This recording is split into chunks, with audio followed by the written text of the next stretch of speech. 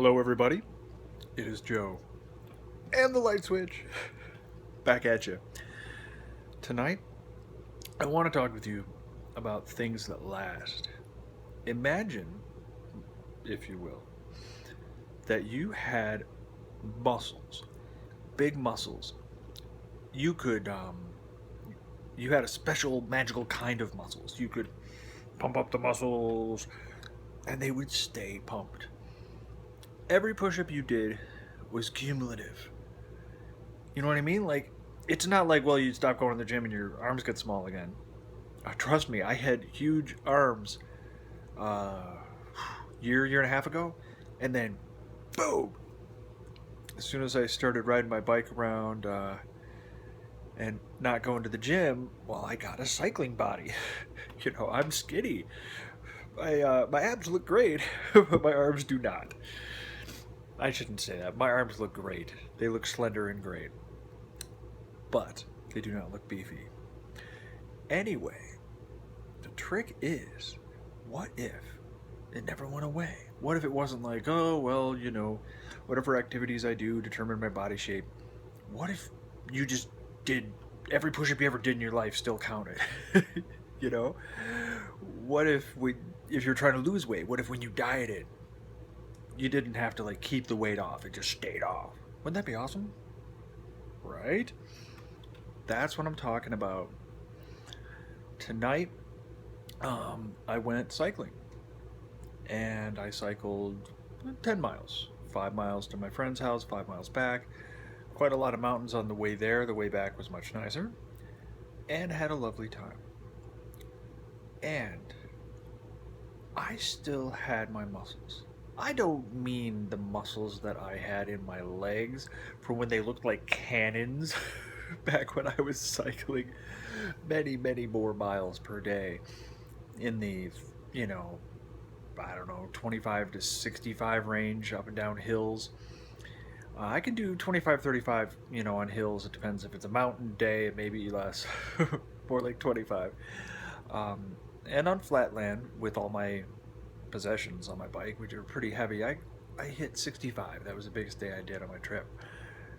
Um, all those numbers are just kind of silly. I don't know if we even have to judge ourselves that way and throw out the data, but that's what happened on my trip. So there you go.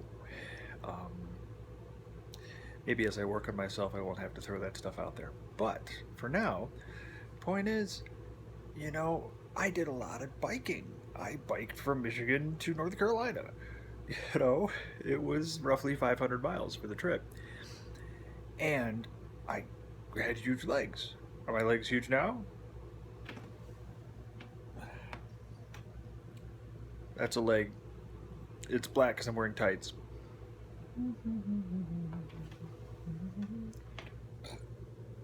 There's the other one. Maybe you can see it, maybe you can't. I don't know. Point is, nah, they look like pretty much normal legs. They used to be like huge, you know? And I'm sure if I start cycling, all day again, they will get big again. Point is, I started this by saying I have my muscles. They didn't go away. But my legs don't look like it. What's going on? It's not about my legs. It's about this and this.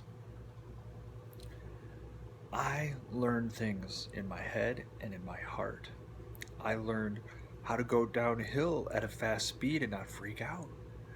I learned when you should rush up a hill and use all your strength to get up a hill, and when you should lay back and pace yourself. Sometimes there's a hill and you can see the top of it and you're really close and you just dig in. And that's good. Other times it's like, no, I'm gonna get overexerted. I'm gonna have to stop. Because that's what happens. If I push myself too hard up a hill, I will have to stop and pant and then try the hill again. It happened to me a couple times tonight, actually. There was one hill in particular that I was just pushing up way too hard. I don't know what I was thinking. And I had to stop twice on the way up just to take a break. Not nearly as much stopping as I did on my trip, because with all that weight on my bike, for those of you that don't know, I biked from Michigan to North Carolina with easily 100 pounds. It was everything I owned. So, um, one of the things I didn't own was a scale, so I never weighed it, but I'm assuming easily 100 pounds. Enough to break multiple spokes on the back wheel and the freewheel hub, and just, yeah, enough to cause a lot of damage to the bike. A couple flat tires and everything else because it's just too much weight. For those of you getting ready for a bike tour, don't carry everything you own. And if you do, get rid of more stuff. I thought I got rid of enough stuff for that bike trip, but oh my gosh. I still had too much stuff. So, to all you aspiring minimalists out there, be a minimalist. A minimalist's minimalist. Be that. So, I have these strengths. I went cycling and I felt great. I knew what to do uphill, I knew what to do downhill. Um, I knew how to handle gears. I knew when not to be afraid. I knew that when I was going downhill really fast, it was fine because I've gone down mountains, so going down a hill is really not a big deal. Even if there's a curve, I don't care because I've done switchbacks on mountains. So, oh yeah. So, New York, yeah, I learned how to do long uphills. Some uphills aren't very steep, but they last forever. Um, I dealt with one of those on Flatbush Avenue in Brooklyn. I commuted from Brooklyn to Manhattan every day as a bike messenger, and oh my god, yikes. Big, big hill.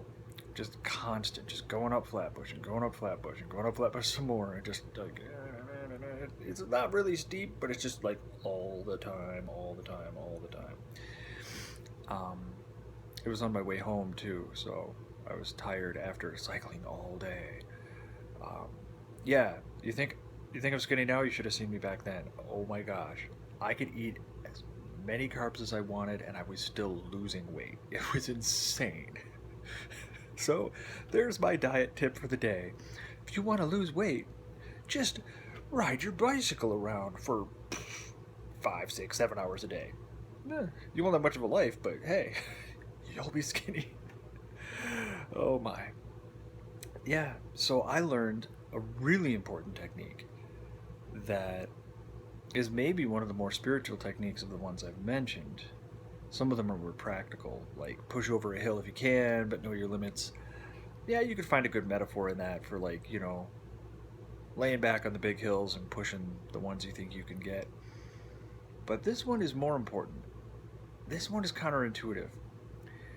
What if you stand up on the hills? On a bicycle you can stand up on the pedals or you can sit down on the seat. I've learned that on most hills, unless they're really steep, you can stand up and do them. If they're really, really super steep, you have trouble with, like, just getting the pedal around. And sometimes sitting down gives you a better angle. Or you just get worn out real fast. But there may be something to leaning really far forward.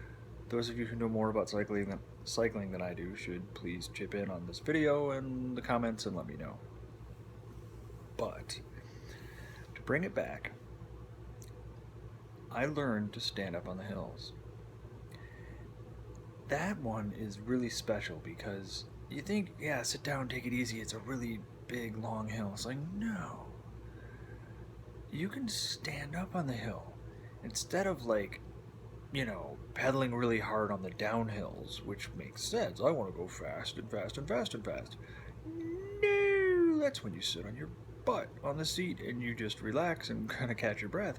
When you're going up and you stand on those pedals, then you don't sit there like going really, really slowly up and hating your life. And, no.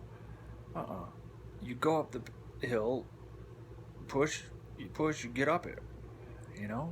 It's a much better attitude and it feels better. I love cycling because so many things about life are in metaphor. So many things about how to expend your energy and how to live just come out in cycling metaphor. Though I suppose if you spend a couple months cycling and camping your way across the country, well, you're going to be full of cycling metaphors. So, anyway, that's what I have for you tonight. Check out the background there. Isn't that amazing? I'm holding the camera steady in my wooden chair here. It's a bentwood chair, so it bounces and rocks just a little bit, and I can do this amazing background. In reality, I'm moving, and the wall is standing still, but it sure doesn't look like it right now. Wow. So, some video tricks for you, an appearance from Mr. Light Switch, and my thoughts. A little more practical, a little less spiritual tonight, but I do have some very important spiritual things to share with you about my treatment session and some of my recent financial success. But that is for a later date. Here's the hand, but that is for a later date. See you soon.